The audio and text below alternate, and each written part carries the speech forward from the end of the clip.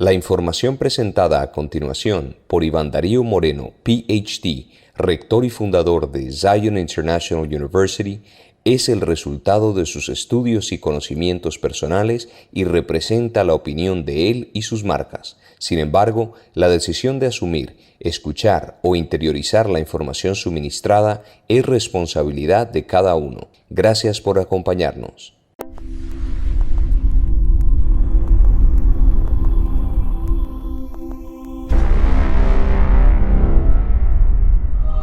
Biblia.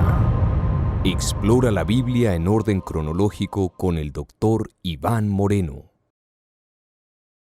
Hola, muy buen día, tardes y noches a todos ustedes. Les habla Iván Darío Moreno. Bienvenidos a mi programa de Biblia. En esta ocasión les voy a hablar sobre Cantar de los Cantares. Este libro también es conocido como Cantar de Salomón o Cantar de los Cantares de Salomón. Desde el punto de vista del género literario, es un libro único que no encaja ni con otro género literario de otro libro de la Biblia. Eh, digamos, en este libro tenemos como un diálogo entre unos enamorados o amados que se encuentran en una plena armonía y como un enamoramiento y sienten pues ese deseo mutuo y se regocijan en su intimidad sexual. Es muy erótico este libro. La introducción dice que es de Salomón, es decir, la tradición judeocristiana piensa que él es su autor. Y si esto es así, podríamos decir que el libro fue escrito más o menos hacia el año, o más bien hacia el siglo X antes de Cristo. Sin embargo, hay otras personas que dicen que no. ¿Por qué? Porque cuando vamos a analizar la construcción en hebreo de esa primera línea, puede tener tres diferentes tipos de traducciones. Em, puede ser los cantares a Salomón, para Salomón o en la manera de Salomón, o sea, según Salomón, como según el estilo. Entonces no es muy clara la traducción. Si bien es cierto, en Primera de Reyes 4:32 dice que Salomón compuso 3000 proverbios y sus cantares fueron 1005. Entonces, pues no sabemos exactamente si fue realmente un escrito de Salomón o si fue una adaptación posterior de algo que Salomón escribió. ¿Por qué? Porque también tenemos la cuestión lingüística. Cuando se analiza la lengua hebrea, se encuentran arameísmos, es decir, de la lengua aramea, e influencias del griego que lo situaría más bien hacia el siglo IV antes de Cristo por otros autores.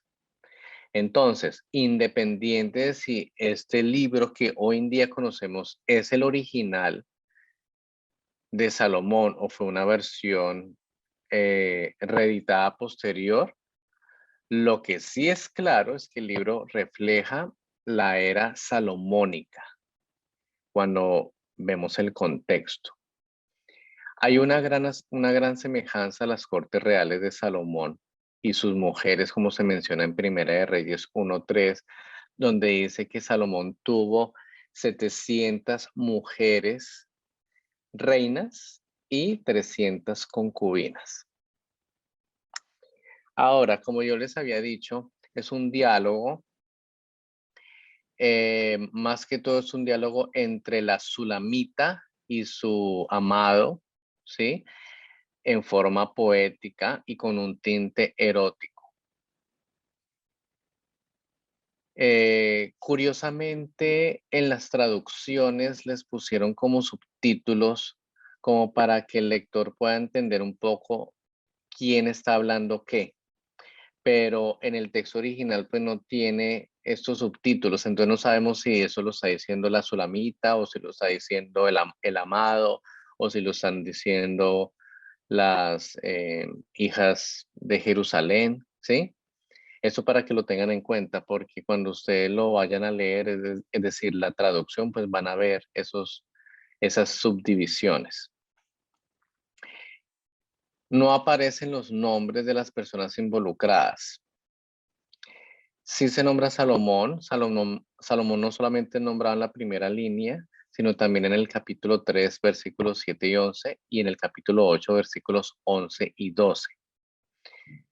Incluso hay algunos que piensan que es un diálogo entre tres personas en la que incluiríamos a Salomón. La tradición judio-cristiana ha interpretado este libro como una alegoría entre Dios y su pueblo. ¿Eso qué quiere decir? En donde Dios es el amado y su pueblo es la amada, es decir, la trata como su mujer. A eso se le llama una alegoría. Otras personas simplemente lo interpretan de forma literal, es decir, habla sobre el amor humano entre un hombre y una mujer. En cuanto a la estructura, podríamos decir que hay digamos, dos o incluso tres partes identificables en el texto. Entonces tenemos el comienzo del amor, ¿sí?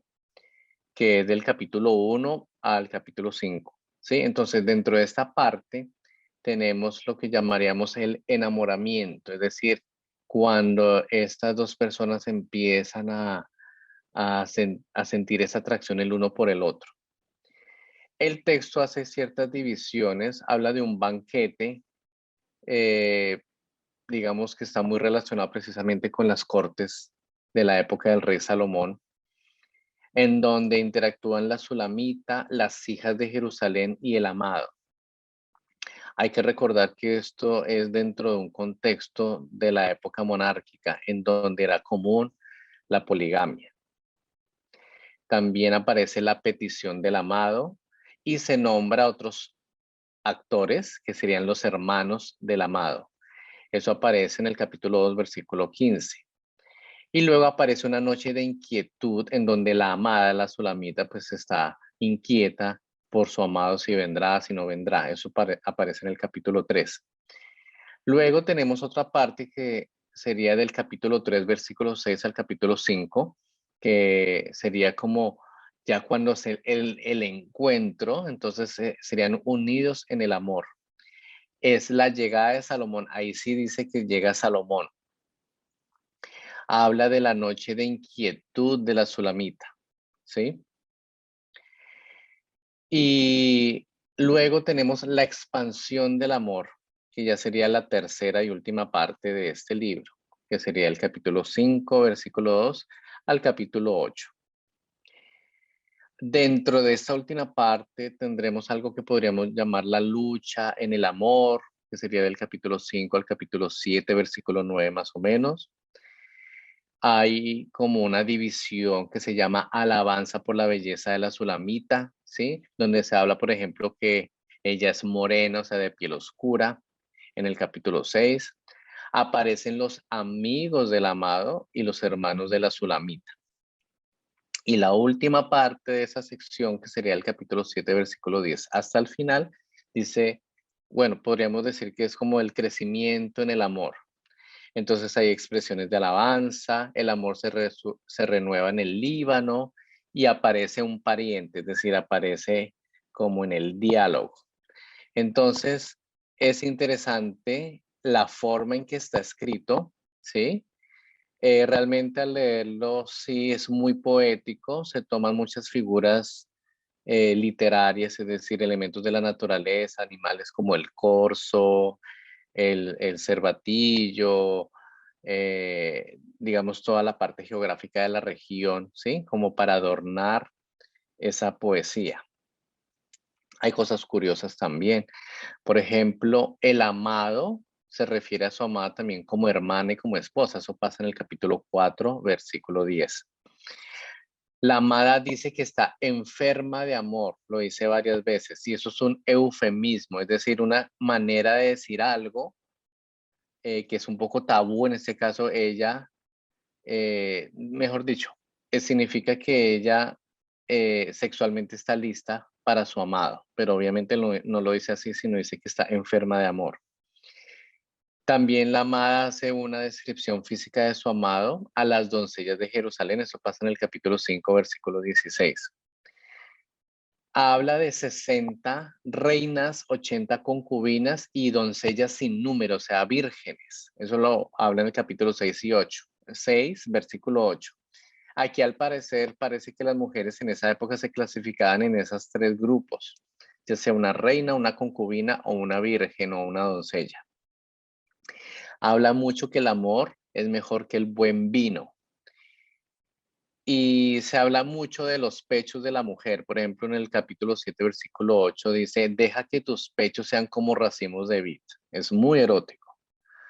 Y una cosa muy curiosa es que se nombran las mandrágoras, que son unas plantas que la raíz parece como un muñequito, en el capítulo 7, versículo 13, que se han utilizado mucho, por ejemplo, para pociones y para cosas, incluso rituales mágicos de enamoramiento e hipnóticos.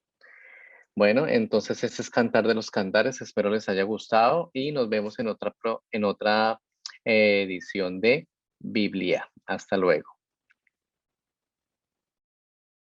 La información que acabamos de presentar por Iván Darío Moreno, PhD, rector y fundador de Zion International University, es el resultado de sus estudios y conocimientos personales y representa la opinión de él y sus marcas. Sin embargo, la decisión de asumir, escuchar o interiorizar la información suministrada es responsabilidad de cada uno. Gracias por acompañarnos.